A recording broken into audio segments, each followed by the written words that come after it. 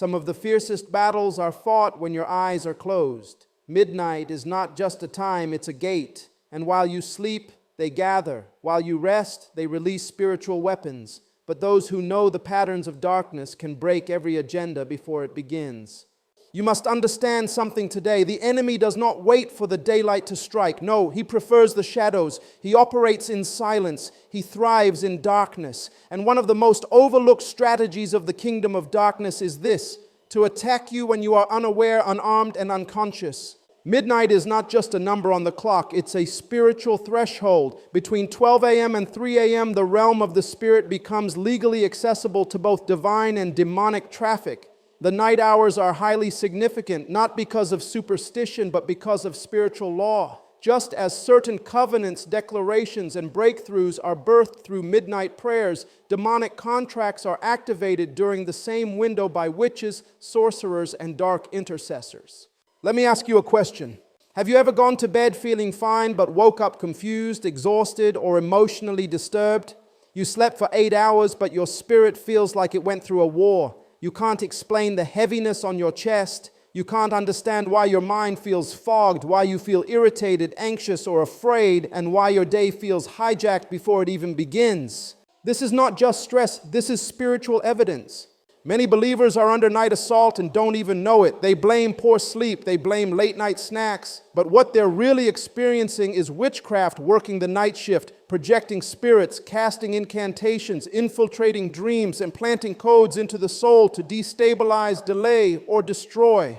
Understand this: the kingdom of darkness doesn't waste time. It works most effectively while you are asleep. Why? Because when the natural man sleeps, the spiritual gates of the soul become vulnerable. If you do not close those gates with authority before you rest, witches will enter them with legal access. The spirit world operates on legality. Whoever claims the territory first owns it. And if you don't occupy your atmosphere, someone else will. But here's the good news. What is revealed can be overthrown. What is exposed can be dismantled. And what has been done in the dark can be reversed by kingdom light and spiritual law. Today, I'm going to take you behind the curtain. We are going to expose 7 tactics witches use at night to spiritually weaken, bind, or destroy you. And more importantly, I will give you divine strategies to break them, cancel them, and take dominion over your night seasons. Get your mind ready. Get your spirit alert. This is not entertainment. This is spiritual education and prophetic training. What you learn today could save your destiny from invisible sabotage. Let's go in. 1. Send monitoring spirits through dreams. In the realm of spiritual warfare, one of the most underestimated weapons witches use against believers is the projection of monitoring spirits through dreams. These are not ordinary spirits. They are assigned observers, trained by the kingdom of darkness to spy on your life, gather intelligence on your future, and relay information back to demonic networks so they can strategize their next assault. These spirits are highly intelligent, patient, and legally tactical. They do not often appear as threats. Instead, they blend into your subconscious through familiar faces, subtle symbols, or shadowy figures, and they move through your dream life undetected unless you have spiritual discernment. Now hear me clearly, your dreams are not random. The dream realm is a real territory. It is a legal access point in the spirit world where messages, transactions, and contracts are exchanged. This is why both the kingdom of God and the kingdom of darkness seek access to it. And if you are not spiritually awake, your dreams become unguarded gates where the enemy comes not just to attack, but to monitor. Monitoring spirits are like spiritual surveillance cameras. They are placed in the atmosphere of your life to track your progress, eavesdrop on your decisions, observe your emotions, and record your kingdom movement. Witches send these spirits during the night because the night weakens natural vigilance. When the physical body is at rest, the soul becomes more accessible. And if your spiritual armor is not active, if your atmosphere is not sealed in prayer, the word, and authority, then your dreams become open fields for spiritual trespassers. These spirits do not always come in forms that are easy to recognize. Sometimes they appear as old friends, deceased relatives, lovers, animals, or even children, but their mission is the same: observe, gather, and report. They are particularly active when you are on the verge of a breakthrough. right when you're stepping into purpose, about to break a cycle, or after you've made powerful declarations of faith. The enemy becomes nervous when a believer begins to walk in alignment with divine purpose, so he sends monitoring spirits to gather insight and weaken the effectiveness of your obedience. Sometimes these spirits return to demonic covens with information about your relationships, your assignments, your emotional state, and even your weaknesses. From that information, witches begin to formulate personalized spiritual attacks, not random attacks, but ones that target your deepest fears, unhealed wounds, and prophetic promises. Let me make it plain. Many people are under attack today because something observed them first. The attack didn't come out of nowhere. It came because something was watching while you were asleep. Monitoring spirits often precede affliction, meaning they show up to study you before the real demonic pressure begins. That's why some people experience dreams of being watched, chased, followed, or stalked. It's not paranoia, it's spiritual reality. Others report waking up from dreams with an overwhelming feeling that someone was in the room, staring at them or standing at the foot of the bed. They sense an eerie presence. They may not see it with their natural eyes, but their spirit knows something violated the atmosphere. And here's the dangerous part. If left unchallenged, these spirits do more than watch. They begin to plant suggestions, influence emotions, sow confusion, and distort your dream landscape. Their long-term goal is to open doors to stronger spirits, spirits of fear, doubt, depression, or lust, so they can move from surveillance to sabotage. That's why discernment is vital. You must not accept every dream at face value. Some dreams are sent to deceive, distract, or to serve as decoys, so the real attack goes unnoticed. So how do you detect when a monitoring spirit has been present in your dream realm? Look for patterns. Are you often dreaming of strangers looking at you without speaking? Do you see the same person appearing over and over again, but you feel spiritually uneasy around them? Do you feel drained, anxious, or confused after specific dreams? Do you find yourself waking up and immediately forgetting powerful visions, but vividly remembering meaningless or disturbing ones? These are signs that something has infiltrated your dream gate. And the moment you detect it, you must break it, legally and spiritually. Monitoring spirits operate by legal access, meaning they can only stay if you unknowingly permit them or fail to challenge their presence. This is why it is essential to establish your spiritual authority over your sleep. Before you go to bed, seal your dreams with prayer. Declare that only messages from heaven are permitted. Cancel every demonic interference with your rest. Command angels to patrol your atmosphere. And most importantly, speak divine decrees aloud. I cancel every demonic spirit assigned to monitor me. I blind every watcher. I cut off their access by the law of divine authority. I declare that my dreams are guarded territory, protected by heavenly governance. And don't just pray casually. Warfare prayers must be strategic and intentional. Use specific scriptures like Psalm 35 to command the destruction of demonic pursuers. Declare Psalm 91 before you sleep. Not as a ritual, but as a legal document that establishes protection over your spiritual gates. Anoint your head, your bed, and even your pillows with oil. Oil is not superstition. It's a physical expression of spiritual jurisdiction. Remember, if witches are working while you're sleeping, then you must govern while you sleep. Don't just sleep for rest. Sleep under the covering of authority. The spiritual world recognizes hierarchy. And when you establish that your domain is under kingdom law, every illegal spirit must retreat. Stay spiritually awake, even in your sleep, because those who are careless in their dreams often wake up in battles they didn't see coming. 2, plant spiritual spiders, snakes, or insects in dreams. The second tactic witches use during the night is one of the most symbolic yet deadly. They plant spiritual creatures, spiders, snakes, worms, and insects directly into the dream realm of their victims. These are not figments of a disturbed imagination. They are demonic codes, wrapped in symbolic form, programmed with assignment, and sent into the dream world to infiltrate, infect, and interrupt the flow of divine purpose in a believer's life. Witches understand that the spirit realm communicates in symbols, and every creature that appears in a dream, especially unclean or creeping things, represents a deeper spiritual transaction taking place. Witches deliberately use these symbolic forms at night to bypass conscious resistance. While the body sleeps and the conscious mind is disengaged, the subconscious, your soul, becomes more vulnerable to spiritual implantation. And this is where they work their craft. A spider may appear in a dream crawling over your head, hiding in your clothes, or weaving webs in your room. A snake may slither across your path, try to bite you, or coil around your limbs. Insects may infest your food, your bed, or even your skin. But these aren't just disturbing images. They are assignments. They represent attempts to weaken your spiritual defenses, create spiritual pollution, or mark you for delayed affliction.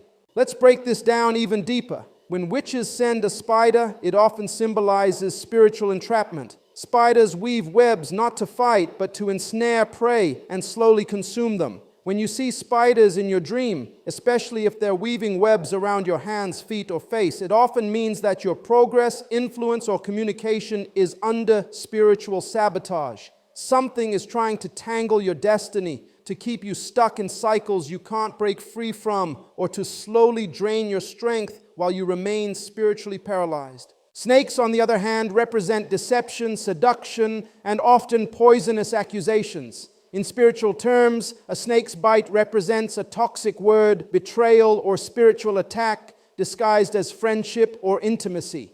Witches send snake-coded dreams to release fear, introduce confusion, and even open a door to sickness or relational damage. If the snake bites you in the dream and you feel the effect even after waking up, headaches, spiritual heaviness, or sudden conflict, it may not be physical venom, but spiritual poison released into your atmosphere through symbolic warfare. Worms and insects are especially dangerous because they represent spiritual decay, corruption, and demonic contamination. When you see insects crawling out of your food, invading your skin, or swarming your space, it means something pure is being polluted at the root.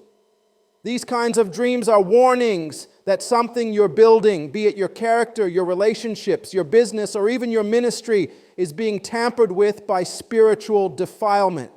And if you do not address it immediately, it begins to rot from the inside out. The most alarming part is this: many believers dismiss these dreams as meaningless nightmares, not realizing they are coded attacks. The kingdom of darkness knows how to cloak their actions in mystery. So while you're brushing off that dream of bugs under your skin, witches are celebrating that the seed has been successfully planted.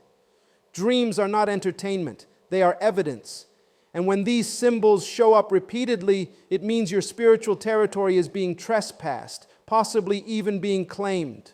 Now, how do these symbols gain access in the first place? Most often it is through open portals, legal spiritual entry points that remain unguarded. These portals can include bitterness, unconfessed sin, unforgiveness, fear, or even a spiritually compromised home environment. Witches detect where the spiritual hedge is weak, and they send their coded creatures into the dreams of the unsuspecting.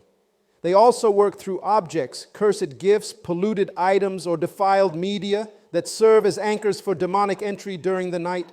You must be vigilant in the spirit. When you dream of these creatures, do not just wake up disturbed, wake up to fight. The first thing you must do is reject the dream by spiritual law. Say out loud, "This dream is not of God. I reject every implantation. Every demonic symbol is nullified by divine decree." Then immediately cancel the assignment and uproot the seed. Speak with authority and say, "Whatever was planted in me while I slept, I cast it out by the power of spiritual law. I will not carry what was not divinely assigned to me."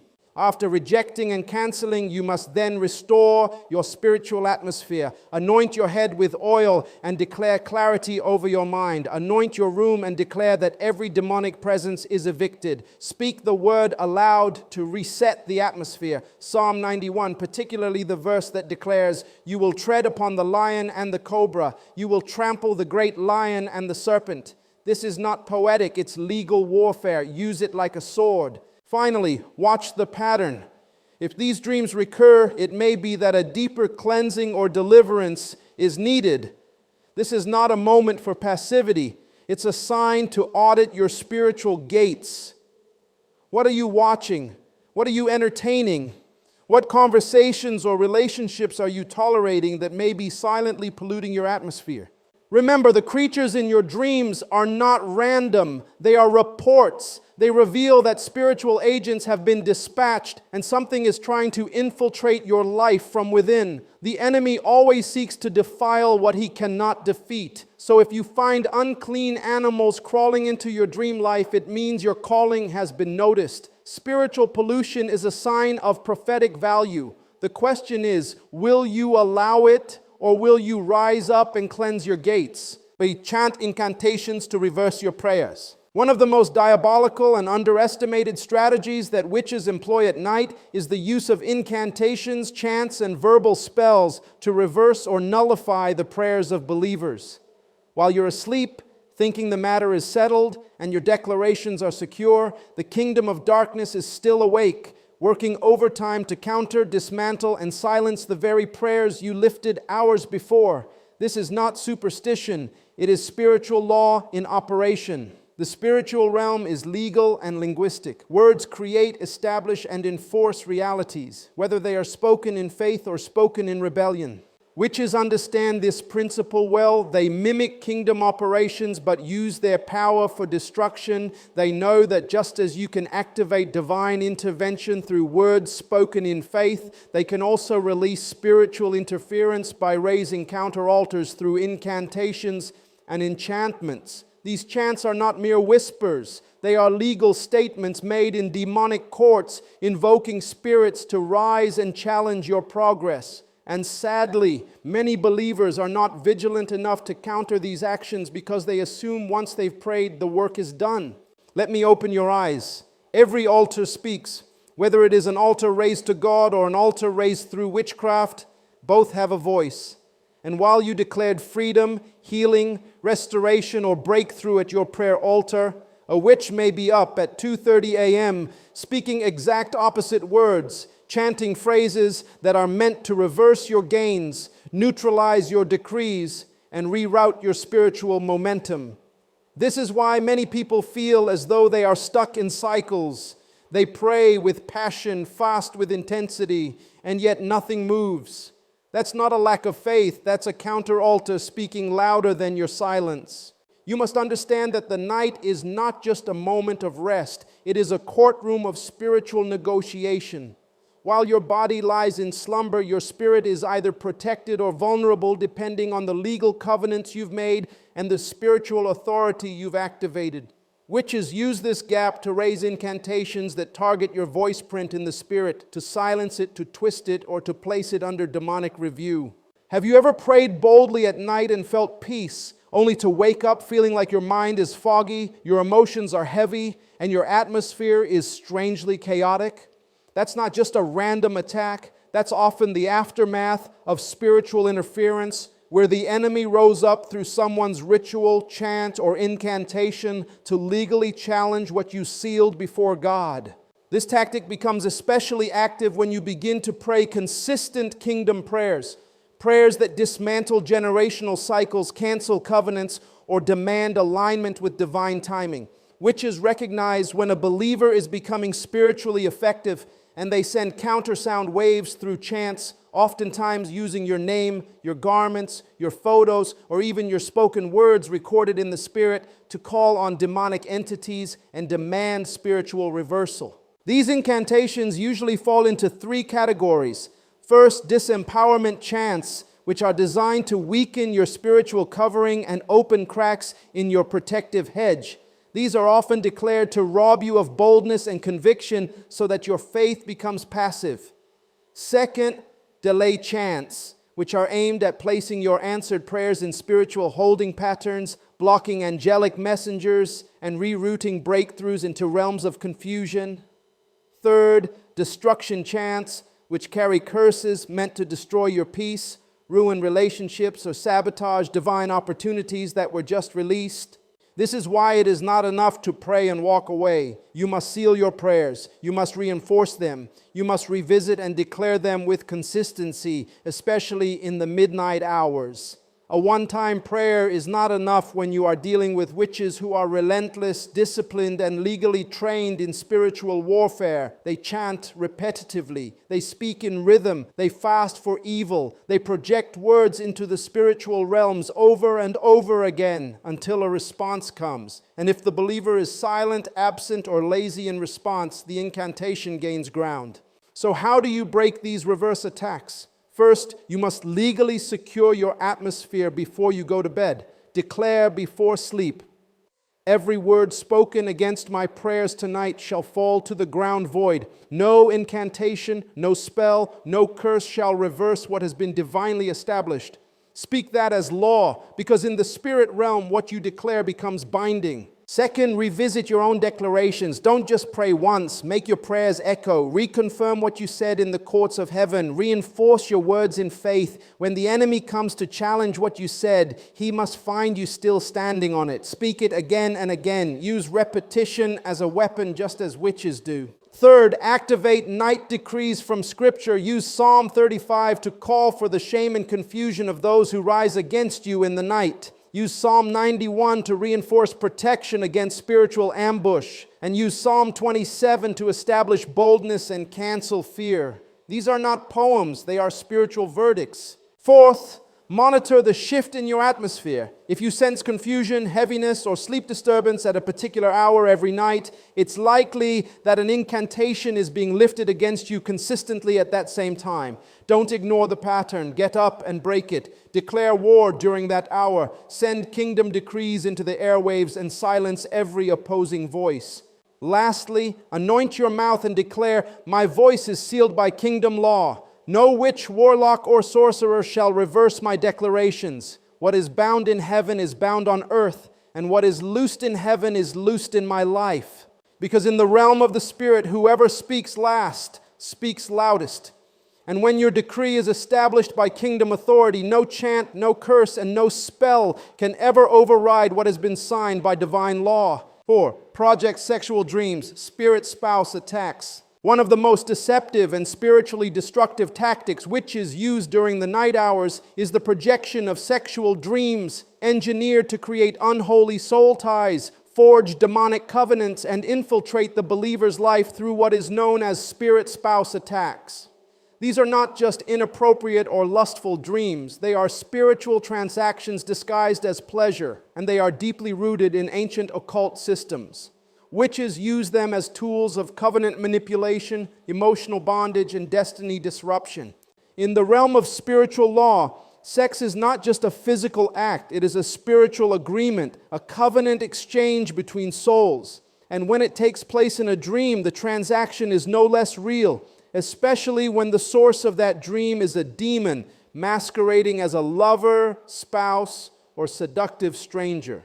These spirits are often referred to as incubus, male demons that attack women, or succubus, female demons that attack men, but their purpose is universal: to bind the soul of a person to a demon through false intimacy. And once that covenant is formed, it opens the door for repeated oppression, marital delay, relationship sabotage, sexual confusion, and even infertility. These attacks do not begin by accident.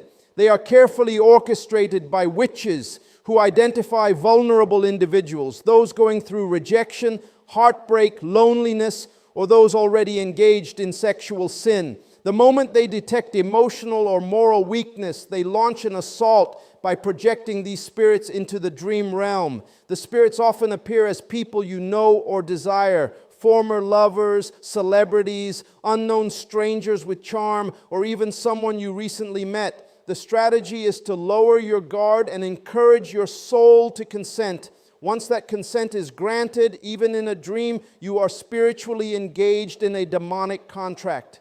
Many people who have these dreams wake up feeling confused, ashamed, or strangely attached to the figure in the dream.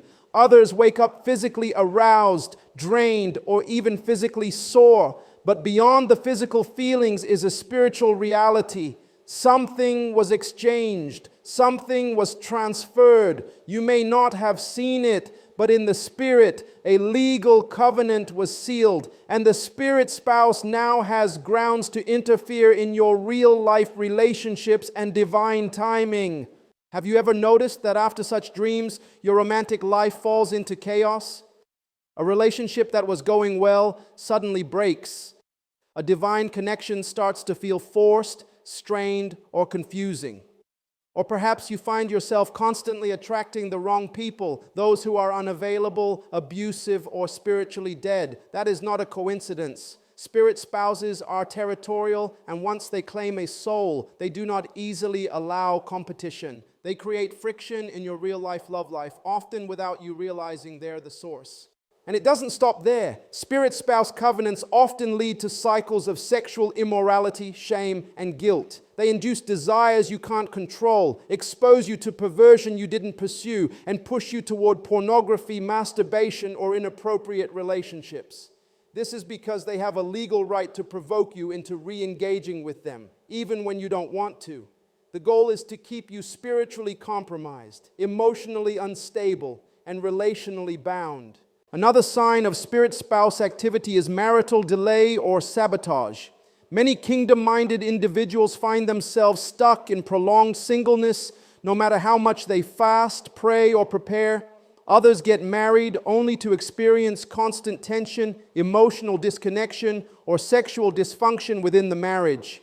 This is because the spirit spouse sees your real spouse as a rival and will do everything in its power to destroy the marriage or keep it void of intimacy and peace. Even for those who are unaware, the consequences manifest in subtle ways: difficulty committing, fear of intimacy, recurring lustful thoughts, or dreams of being pursued, kissed, or violated by shadowy figures. Some even feel a presence lying in bed with them, touching them, or paralyzing them during sleep. These are not hallucinations. These are evidence of a demonic entity laying claim to your body, your emotions, and your relationships.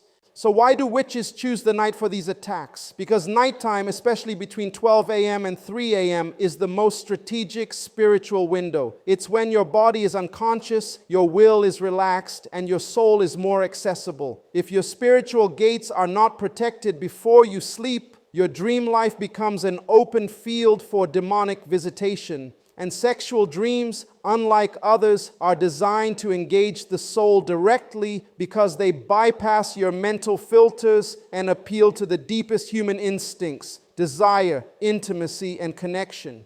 This is why casual responses to these dreams are dangerous. Laughing them off, ignoring them, or even indulging them as fantasy creates deeper legal ground for the spirit to stay. What feels like a dream could actually be the courtroom session where your future is being rewritten. Every unchallenged dream is a contract waiting for enforcement. Every spiritual covenant left unbroken is a doorway left open. To be free from spirit spouse attacks, you must treat every dream of this nature as a spiritual violation, not entertainment or fantasy. It must be rejected immediately upon waking. You must rise and speak with authority.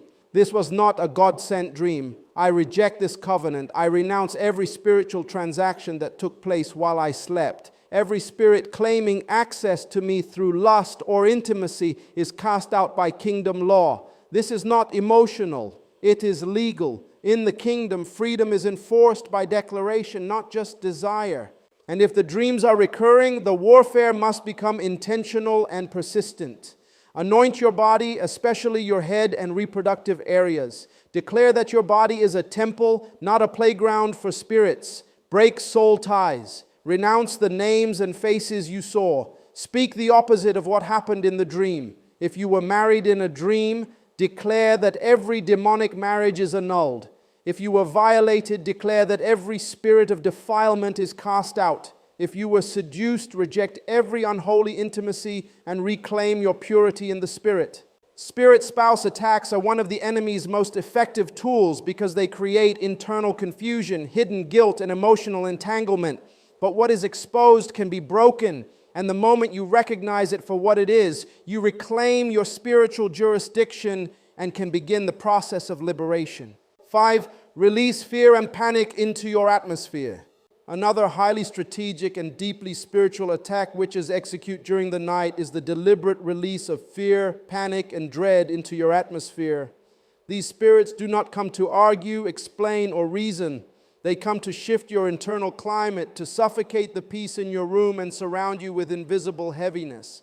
Fear is not just an emotion, it is a spiritual force, and when it is released intentionally, it becomes a magnet for further demonic activity. Witches know this. That's why they send fear first, because fear is an opener. It softens your resistance, confuses your discernment, and creates a fog around your authority. When fear is released into a room, everything changes. The air feels heavy, your thoughts race, your heart pounds, and you feel an unseen presence. Some people suddenly wake up at exactly 3 a.m., gasping for air, sweating, or paralyzed with dread. Others feel a dark presence in the corner of the room or sense someone standing over their bed.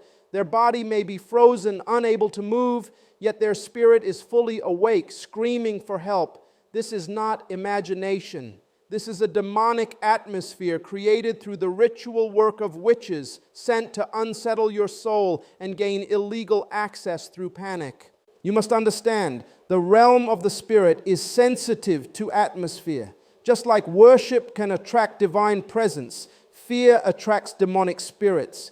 Witches strategically release fear into your space like spiritual smoke. It clouds your thinking, infects your dreams, and interrupts your rest. It's not just about disturbing your sleep, it's about weakening your authority. The goal is to get you into agreement with the fear, because once fear is entertained, once you accept it instead of rebuking it, you have opened a gate for further invasion.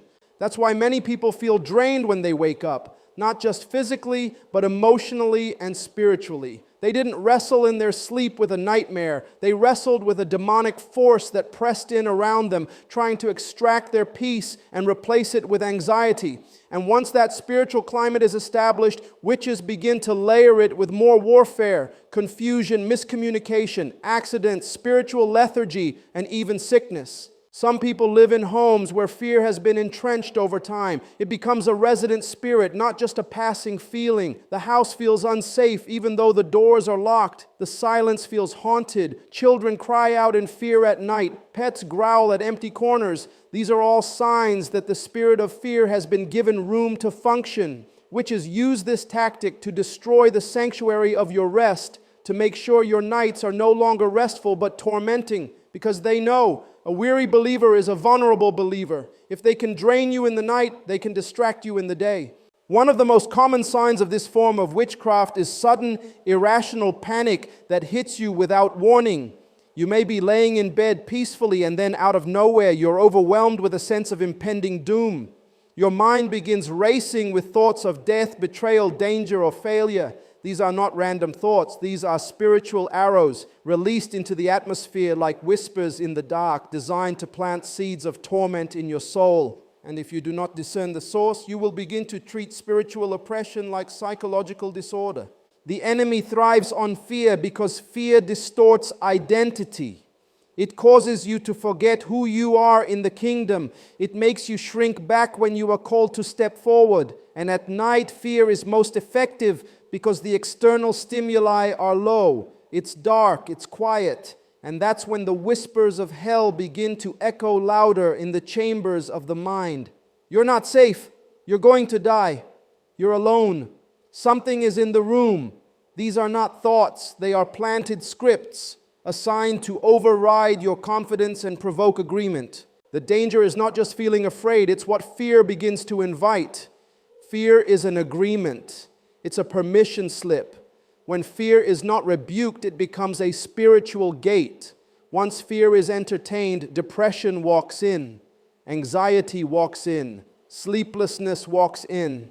Even sickness can be birthed from prolonged spiritual fear because it weakens the immune system and destabilizes your emotional center. And let us not forget, witches operate through spiritual timing. They don't always need to physically appear in your dream or touch your body. Sometimes they simply target your environment. They know that your authority is tied to your peace. So if they can disrupt your peace consistently, if every night becomes a night of war, They know you will eventually stop praying before bed, stop declaring protection, and begin to normalize the chaos. This is the ultimate goal, to get you to accept fear as your atmosphere, rather than fight for your rightful peace. So when fear rises at night, it is not a moment to hide under the covers. It is a call to rise in authority. When panic comes out of nowhere, don't feed it, silence it. When your room feels heavy or strange, don't just turn on a light. Turn on your spirit and drive the presence out. Your bed is not an altar of torment. Your room is not a battlefield of defeat. You are the gatekeeper of your atmosphere, and what you tolerate will eventually dominate. Fear is a spiritual language, but so is faith. And in the kingdom, only one can occupy your room at a time. Witches count on your silence, your hesitation, your passivity. But once you discern their tactics, once you understand that the atmosphere is spiritual real estate, you stop reacting to fear and start governing it. 6. Hijack destiny through dream manipulation. One of the most dangerous and often overlooked strategies witches use at night is the manipulation of dreams to hijack destinies. This is not a random or occasional tactic. It is an intentional assault on the blueprint of your future. Every believer, whether they recognize it or not, carries within them a divine assignment, a scroll written by the Creator, a purpose encoded in their spirit before they were ever formed in the womb. But witches, operating under the influence of darkness, target this assignment, not always by open attack, but by entering your dream realm and rewriting, confusing, or exchanging pieces of your destiny through spiritual deception. Dreams are a powerful vehicle in the realm of the spirit. They are more than visuals. They are a dimension of communication, direction, and transaction. Many of the world's most significant decisions, divine instructions, and warnings were once delivered through dreams. But just as dreams can come from God, they can be hijacked by the enemy, especially when witches step in to manipulate what you see, how you interpret it, or what is transferred while you sleep. This kind of dream manipulation can take several forms. Sometimes you may dream of missing an important event, being locked out of a building, or losing something valuable like a key, shoe, wallet, or phone. These are not innocent symbols. These are coded messages that your access, identity, direction, or authority is being tampered with in the realm of the spirit. Other times, a person may dream of being demoted, chased, failing an exam, or walking backward. Again, clear indicators that a reversal is being enforced against your forward movement. Witches release these dreams during the most vulnerable hours of the night, usually between 12 a.m. and 3 a.m., the very window when destinies are shaped and spiritual gates are wide open. They do this by entering the dream realm through spiritual projection, curses, or incantations, then masking themselves as familiar people, mentors, or even spiritual figures to deceive the subconscious and manipulate trust. What looks like an innocent dream could actually be a strategic ceremony where your promotion is exchanged, your divine connections are swapped, or your timeline is delayed through spiritual interference. Some dreams may involve eating in unfamiliar places, attending ungodly ceremonies, or receiving gifts from mysterious hands. These are more than symbols. They are signs of soul-level contracts being established, demonic downloads being transferred, or evil timelines being planted. And if the dreamer lacks spiritual awareness, they wake up and continue life as usual, unaware that something was stolen, altered, or replaced in the middle of the night. What's tragic is that many believers don't recognize the damage until it shows up in the natural. Doors that were wide open suddenly close. Opportunities that were confirmed are strangely canceled. Favor that used to surround them begins to dry up. Relationships that were thriving start to collapse without explanation. Why? Because what was tampered with in the spirit eventually becomes reality in the natural. The delay you feel today may have been a dream exchange that happened 3 months ago. Witches use this method particularly against those who carry high-ranking spiritual assignments, people who are on the verge of breakthroughs, those who carry prophetic mandates, or those whose voice threatens darkness. The higher your purpose, the more calculated the attacks become. And instead of launching a visible confrontation, they prefer subtle manipulations, because what is not confronted cannot be corrected. Even worse, these dream manipulations can cause the victim to begin aligning with a counterfeit destiny. You begin pursuing things that look right but are off by divine timing. You get entangled in relationships that appear godly but were planted through false dreams. You invest time and energy in assignments that drain you but never bear fruit because they're not your original assignment. They are imposed diversions born out of manipulated dream sequences orchestrated by the enemy. It is crucial to understand that your dream life must be guarded like a vault. Just as banks protect the treasure within, you must protect your destiny while you sleep. The dream realm is not for amusement. It is a battleground for vision, calling, and purpose. Witches will keep sending their manipulations until the believer rises up with spiritual intelligence and starts shutting down access. When you constantly dream of confusion, of being in the wrong place, of walking in circles, of being instructed by people you don't know, or worse, being led by someone who refuses to show their face, you are under spiritual dream manipulation. These are not just bad dreams. They are illegal reprogramming sessions happening behind your conscious awareness. And if they are not stopped, you begin to live out a version of your life that heaven never authored. What many don't realize is that spiritual tampering in dreams often sets up long-term delays. A single manipulated dream can result in a 5-year detour in the natural realm because the soul begins to agree with what was experienced in the sleep realm. And remember, agreement is power. If you see it, believe it, and don't renounce it, it can become your reality. That's why upon waking, the spiritually alert believer must immediately review every dream and discern the source. You must ask, was this from God, my soul, or an infiltrator? Because not every dream is divine. Some are designed to reroute your very existence. And if left unchallenged, your divine calendar can be overwritten with demonic substitutions.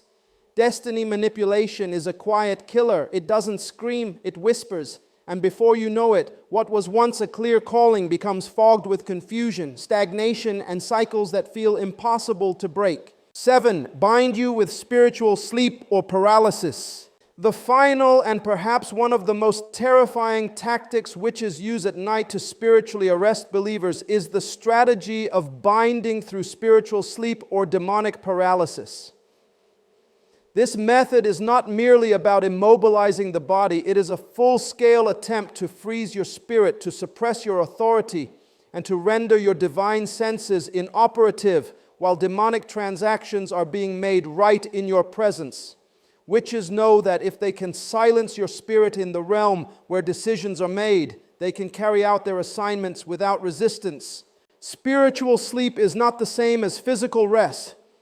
There are people who sleep 8 hours and wake up still tired, not because of poor health or stress, but because their spirit was put under a spell of slumber, disconnected from divine downloads and blocked from rising in spiritual awareness during the night.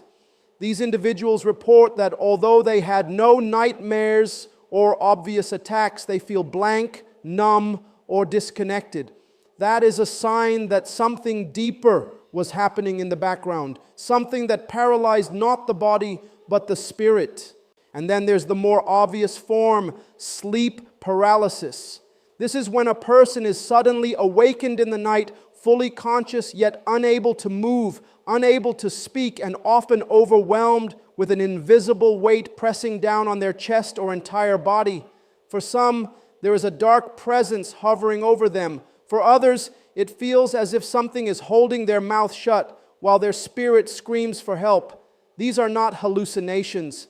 This is not mere science. This is demonic enforcement. And it is often the work of witches who have targeted that individual through direct projection or ritual conjuring. Sleep paralysis is not just a random disturbance. It is a spiritual arrest. It is the evidence that a witch or demonic spirit has entered the room and is now attempting to assert dominance. The reason you can't move is not because your brain is misfiring. It is because your spirit is being held in place by invisible restraints. Chains forged in the spirit realm are locking your ability to fight, respond, or call upon divine assistance. The purpose? to conduct demonic rituals near or upon your body, or to release spiritual codes directly into your soul while you are unable to resist. In many cases, sleep paralysis occurs right after a powerful day of prayer or spiritual progress. It is a form of spiritual backlash. The enemy retaliates by visiting in the night, hoping to weaken your momentum by instilling fear, trauma, and fatigue. Some people are so disturbed by these encounters that they begin to fear sleep altogether. That's exactly what the enemy wants, to use the night as a place of torment, to make rest a place of terror, and to train you to accept powerlessness as normal. Witches bind people with spiritual sleep so that they cannot receive divine dreams, instructions, or warnings. They paralyze the mind so that strategic prayers cannot be formed. They lock the tongue so that decrees cannot be spoken. They mute the spirit so that spiritual senses are numbed and heavenly assistance cannot be activated. And if this happens repeatedly, the individual becomes conditioned to sleep through their warfare, unaware that entire decisions about their life are being made in the spirit while they are silenced. Another layer to this attack is when a person experiences repeated difficulty waking up at strategic spiritual hours. There are people who set alarms for midnight prayers or 3 a.m. warfare sessions, yet they mysteriously sleep through it again and again, even when the alarm goes off. Others feel a heavy drowsiness the moment they try to open scripture or enter prayer before bed. That is not just fatigue, it is an enchantment, a spell of slumber released to keep your spirit sedated so that demonic transactions can continue unchallenged. This tactic is especially effective when combined with the other strategies we've discussed. For example, after projecting sexual dreams, witches may enforce spiritual paralysis to seal the covenant and prevent you from breaking it immediately. After releasing fear or manipulating your destiny through dream deception, they may bind your voice and limbs so you cannot call on divine help while the ritual completes. The goal is simple: disable your spiritual authority long enough to execute their assignment and then leave you waking up confused, groggy, and spiritually disconnected. It is important to note that this type of binding does not only occur during the night. Some believers carry this spiritual sleep with them into the daytime. They are physically awake but spiritually drowsy. They struggle to pray, lose interest in Scripture, and avoid spiritual discipline. That is the residue of nighttime bindings. They carry over into your waking life and manifest as sluggishness, procrastination, confusion, and spiritual deafness. It becomes hard to discern God's voice. It becomes hard to recognize spiritual attacks. And before long, the person is drifting, alive but spiritually sedated. This is why believers must be alert not only in the daytime but especially during the night when spiritual arrests are most active. Witches operate like spiritual police but without authority. They use fear, pressure, and spells to illegally detain your spirit, to delay your divine movements, and to ensure you don't rise in power. But when a believer recognizes the pattern and begins to stand on spiritual law, the handcuffs must be broken, the paralysis must be overturned, and the binding must be revoked by declaration. So when you experience sudden sleep paralysis or repeated spiritual drowsiness, don't normalize it. Confront it. It's not natural. It's not just sleep disorder. It is a signal from the spirit realm that your atmosphere has been violated and your access point has been temporarily seized. And what is seized can be reclaimed if you rise in spiritual discernment and declare war against the invisible chains wrapped around your soul during the night. Strategies to break night attacks.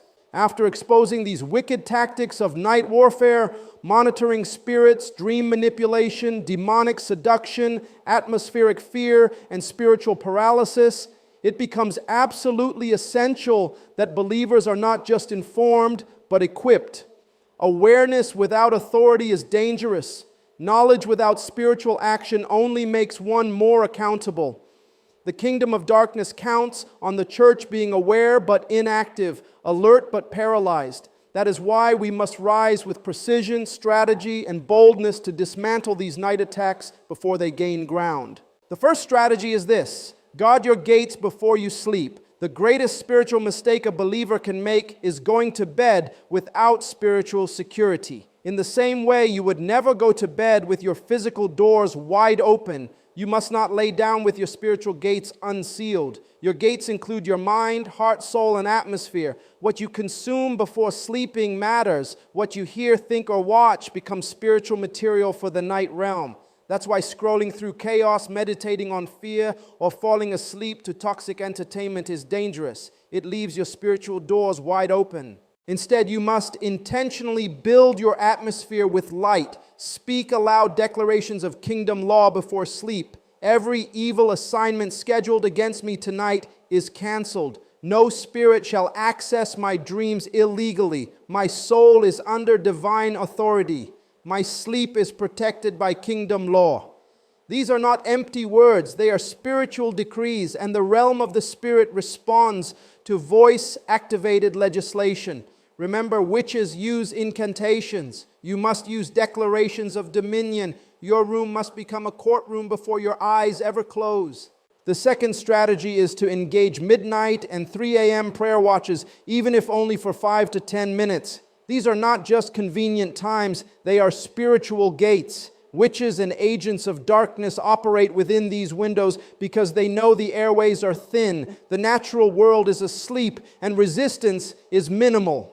But when a believer rises at those very same times, even briefly, and begins to command the heavens, rebuke darkness, and release fire into the realm, something shifts. The enemy's ritual is interrupted. Their summoning is scattered. Their curses are reversed before landing. It's not about long prayers. It's about timed precision with spiritual authority.